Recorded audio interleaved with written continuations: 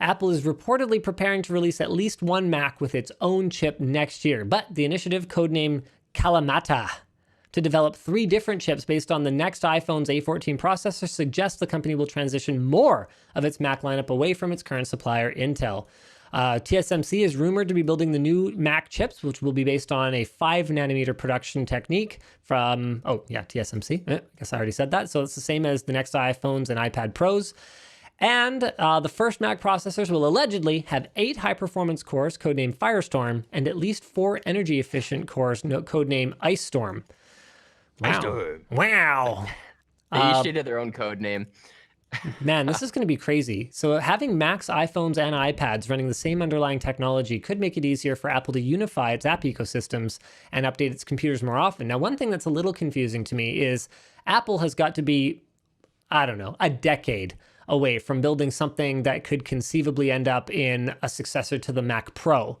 So if they knew they were going down this path, which if they're releasing something next year, they would have known 2, 3 years ago, 4 years, 5 years ago that they were going down this path, why did they bother to do the Mac Pro? Like, is the Mac Pro just going to be this like weird abandonware product a few years from now? Again, like, is Mac Pro just going to turn into like this meme where it's like, hey, yeah, we made a new Mac Pro and it's got all this great stuff and you're going to be able to upgrade. Yeah, I forget we ever said anything. Is that what's going to happen? It could, but if it's like 6 years later, then who cares?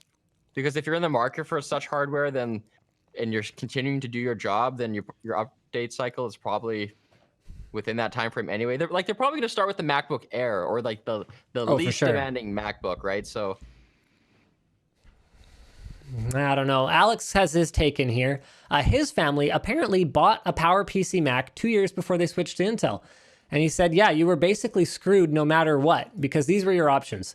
Continue using macOS 9, made for PowerPC, and slowly have your application stop receiving updates, but at least it's fast.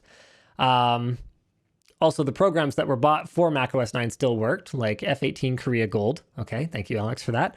Or switch to macOS 10, which was made for Intel, and have everything chug on your PowerPC. Almost all programs for macOS 9 didn't work. At least current programs received updates, though. Like, okay.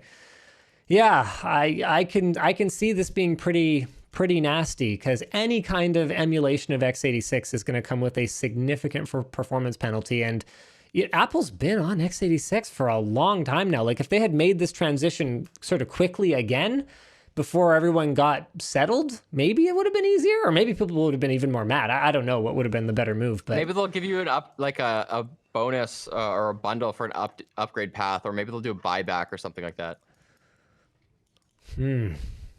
I doubt it. Apple I can't think of any time they've done something as consumer friendly as a buyback. There's no way. Well, it depends on the pushback they get. Like, everybody freaked out about the throttling of the CPU because of the battery health, and then they started offering battery replacements, right? That is true. Actually, you know what? I take it back. That was a fairly consumer friendly way to handle that.